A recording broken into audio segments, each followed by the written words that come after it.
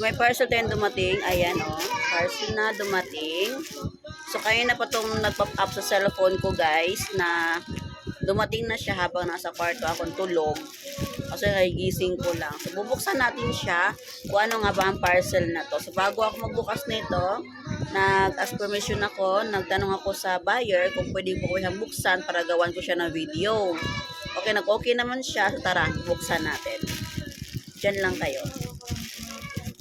Samahan niyo ako magbukas. Tadang! Ito guys, tulad sa suot ko ngayon. Papakita ko lang suot ko ngayon guys ha. Ayan. Ganyan po siya. Tatlo. 1, 2, 3. Tatlo ang lock niya guys. So, ayan. So, ang pinili ni Madam is small. Ayan siya guys. Small siya guys. O diba? Parehang-parehas. Sabi niya sa akin, orderin mo ako ng katulad sa iyo kasi nakikita nga ako na nasusuot ng ganito. Sabi niya, orderin mo ako ng katulad sa iyo talaga ha kasi may na-orders daw siya guys na ganito pero iba daw ang dumating. So, sabi ko sa shop ka na lang, sa shop ko na lang kasi legit pa. Bubuksan ko na siya guys. Oh.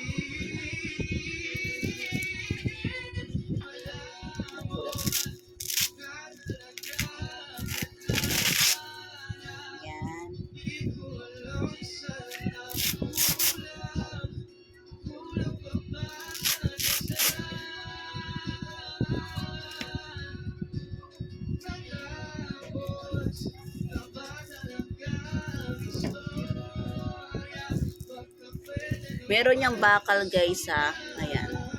Meron siyang bakal. Ayan dito. Tatlo ang bakal niya. Para maano siya. Fit yung dito mo. Para ma-fit yung dito mo. So ayan siya guys.